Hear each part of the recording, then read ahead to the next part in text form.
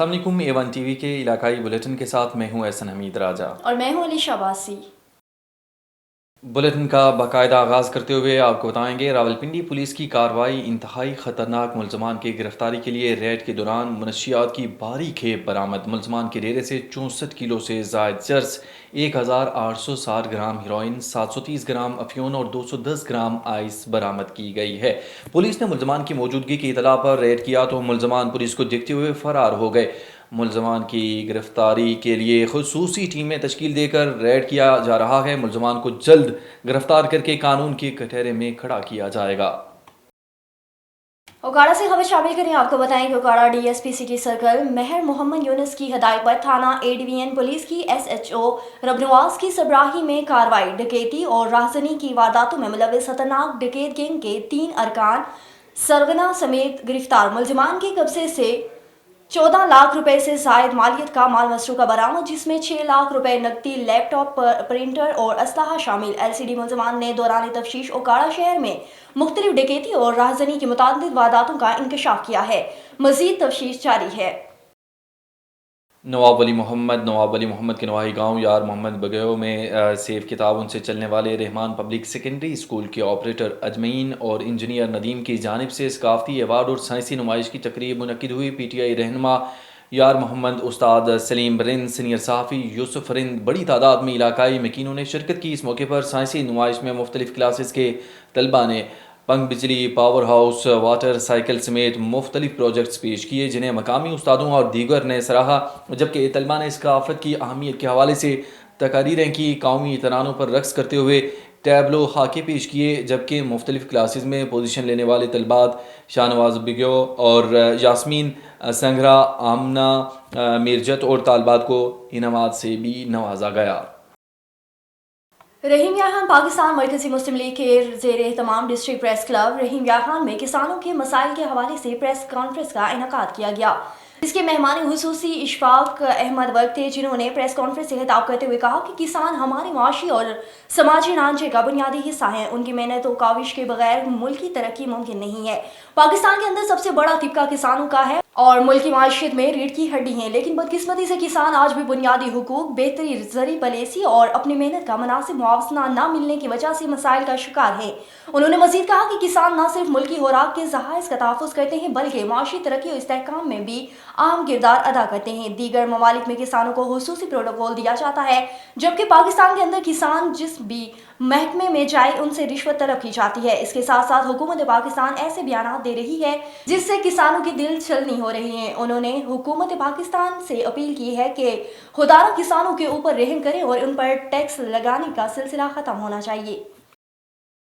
کچھ بات کریں گے وزیر اعلیٰ پنجاب مریم نواز شریف کی خصوصی ہدایت پر ڈپٹی کمشنر آفس کی کمیٹی روم میں ڈسٹرکٹ کوآرڈینیشن کمیٹی کا اجلاس منعقد ہوا۔ ممبر قومی اسمبلی رانا احمد عتیق انور، ممبر صوبائی اسمبلی پیر اشرف رسول، ممبر صوبائی assembly Rana Tahir Iqbal, deputy commissioner Sheikhupura Shahid Imran مارت اور ڈی پی او بلال ظفر شیخ، تمام اے ڈی سیز، تمام تحصیلوں کے اسسٹنٹ کمشنر، ایکس سی این ہائی ویز، ایکس سی این بلڈنگز اور پبلک ہیلتھ سمیت ضلعی محکمہ جات کے سربراہان نے اجلاس میں شرکت کی۔ ڈپٹی کمشنر، ڈی پی او سمیت تمام متعلقہ افسران نے اس موقع پر ضلع بھر میں جاری اور نئی ترقیاتی اسکیموں، ستھرا پنجاب مہم، سوشل اکنامک رجسٹری، دہی رانی پروگرام، کسان کارڈ، ہمت کارڈ، مائنارٹی کارڈ، تجاوزات کا خاتمہ، سرکاری ہسپتالوں میں طبی سہولیات کی فراہمی سمیت دیگر حکومتی اقدامات پر اجلاس کو تفصیلی بریفنگ دی۔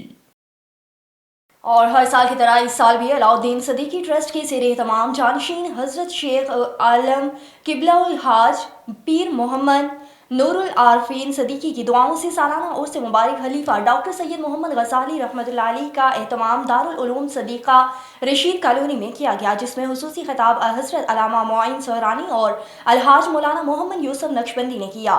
محفل میں خلیفہ صوفی راؤ محمد نقشبندی، حاجی بابو رونق اور خلیفہ توصیف بابر جماعتی نقشبندی، حافظ فضل الرحمان اور مختلف حفاظ کرام نے شرکت کی۔ حیدرآباد اور ٹنڈو جام کے مشہور معروف نعت خوان حضرات نے ثنا خوانی کی محفل میں معززین شہر نے بڑی تعداد میں شرکت کی۔ تمام احباب کے لیے لنگر کا خصوصی انتظام بھی کیا گیا۔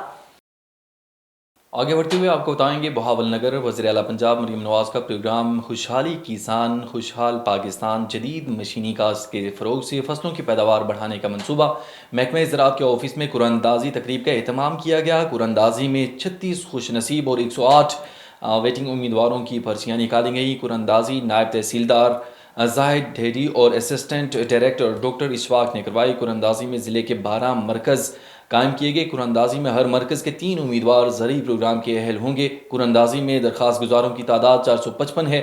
قرآن اندازی تقریب کے مہمان خصوصی ممبر صوبائی اسمبلی سہیل احمد خان نے شرکت کی۔ اور حیدرآباد کوٹری میں اقصی ماڈل ہائی اسکول کی جانب سے ایک روزہ اسٹوڈنٹس گالا انعقاد کیا گیا، جس میں بچوں نے مختلف کھیلوں میں حصہ لیا اور انعامی ٹرافیاں اپنے نام کی۔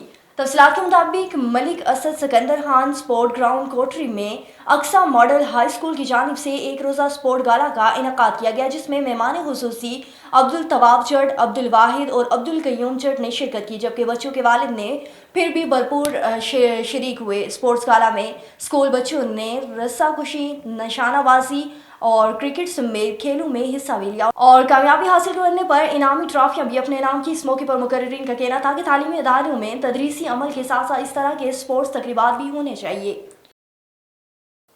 کراچی سے خبر شامل کرتے ہوئے آپ کو بتائیں گے پبلک اسکول گڈاپ کراچی میں سالانہ انٹر ہاؤس اسپورٹس گالا کا انعقاد بڑے جوش و خروش سے کیا گیا۔ ایونٹ میں کرکٹ، والی بال، فٹ بال، ٹیبل ٹینس، ہینڈ بال، بیڈمنٹن اور ٹیگ آف وار جیسے دلچسپ کھیلوں کے مقابلے ہوئے۔ اسکول کے ہاؤس میں سچل ہاؤس، شہباز ہاؤس، سمی ہاؤس اور بٹائی ہاؤس کی ٹیمیں شامل تھیں، جنہوں نے ان گیمز میں پورے جوش و خروش سے حصہ لیا، جس میں سندھ گریجویٹس ایسوسی ایشن گڈاپ برانچ کے صدر راشد بلوچ، سماجی کارکن ظفر حمید، اسکول کے بورڈ آف گورنرز کے ممبر محبوب علی جوکیو، اسکول کے پرنسپل خالد سیف اللہ بھٹو، اساتذہ، طلباء، طالبات اور والدین نے شرکت کی۔ ایونٹ کا آغاز سمی ہاؤس اور شہباز ہاؤس کے درمیان ٹیگ آف وار مقابلے سے ہوا، جس میں سمی ہاؤس نے کامیابی حاصل کی۔ اس کے بعد کرکٹ کا فائنل سمی ہاؤس اور شہباز ہاؤس کے درمیان کھیلا گیا۔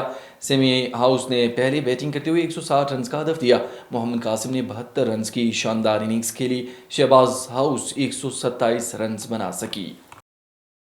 نیوز اسٹوڈیو سے فی الوقت کے لیے اتنا ہی۔ مزید کسی بھی خبر سے باخبر رہنے کے لیے دیکھتے رہیے ون ٹی وی۔